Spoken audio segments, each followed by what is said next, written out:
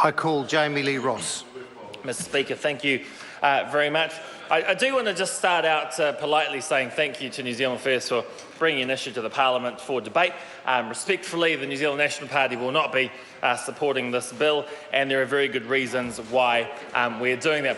I just want to say to Mr Robertson, we have had a conversation with New Zealanders about New Zealand superannuation.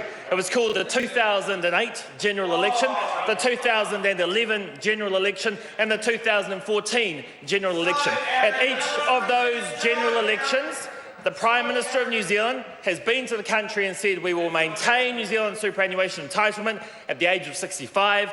We will also maintain New Zealand superannuation entitlement at 66% of the average wage. And Mr Speaker, that is a commitment we have made to New Zealanders after having a conversation with them 3 times during general election campaigns, and we intend to stick to that commitment to New Zealanders, because we are a government that sticks to what we say. We are a government that delivers on what we say, and we have delivered that for New Zealanders. Mr Speaker, the reason why we will not be supporting this bill, on top of the fact that we have made commitments to New Zealanders, is because we believe in fairness, we believe in simplicity, and we are not a party that believes we should be attacking those that come to this country or attacking those New Zealanders who are born here that wish to go overseas, make their way in the world, and then eventually come back to reside here and contribute back to their country.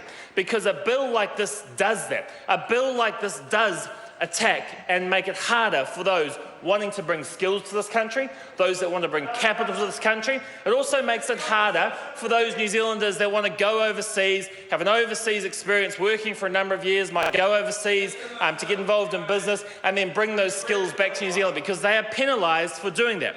The New Zealand First Party are basically saying to New Zealanders that if you want to go overseas, you're only allowed to go overseas for 2 months a year, because that's what they allow, or they're also saying you can only go overseas for 5 years between the ages of 20 and 65. The New Zealand First Party wants this Parliament to dictate to New Zealanders that they're only allowed 5 years overseas between the ages of 20 and 65, otherwise they are penalised for that. Mr Speaker, we don't believe that's fair, we don't believe that's right, and that's not just for New Zealanders. Now, I can see that they're looking at ways to try and reduce the costs for New Zealand superannuation. We have budgeted the costs for New Zealand superannuation for the foreseeable future. We have included it in all of our calculations, Mr Speaker, and it is affordable at the rate that we are keeping it at. Mr Speaker, we are a country for many, many years, decades, hundreds of years, that have welcomed people to this land. We've welcomed them to this land, and through our immigration policies as a country, we welcome migrants to this country because they bring essential skills for the country, they bring capital to this country, or they are marrying a New Zealander.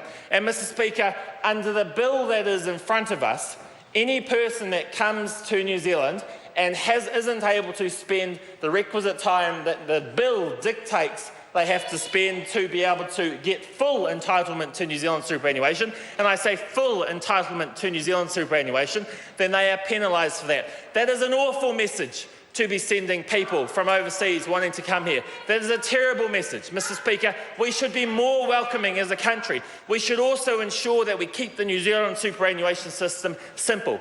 It is very simple right now. The rules are very simple, and Mr Speaker, every person, every New Zealand citizen is treated equally under the current superannuation rules. And Mr Speaker, that is a policy that this Parliament should maintain. That is a policy that this government wishes to maintain, and we will be voting that way tonight. Mr Speaker, I just want to conclude by saying that the solution to New Zealand superannuation and costs of New Zealand superannuation isn't to try and cut some people out of the pie. The solution is to continue to grow our economy, continue to grow jobs, continue to grow wages in this country, because, Mr Speaker, that means New Zealanders have a greater entitlement and they have greater ability to be able to afford their retirement. And as a country, the more we grow as a country, the more we can afford to support New Zealanders with dignity at their end of life, when they are in those final years of their lives after the age of 65 and wanting to retire. Mr Speaker, that is what we should be doing. Simplicity, dignity and fairness for all. That's the way we're voting tonight.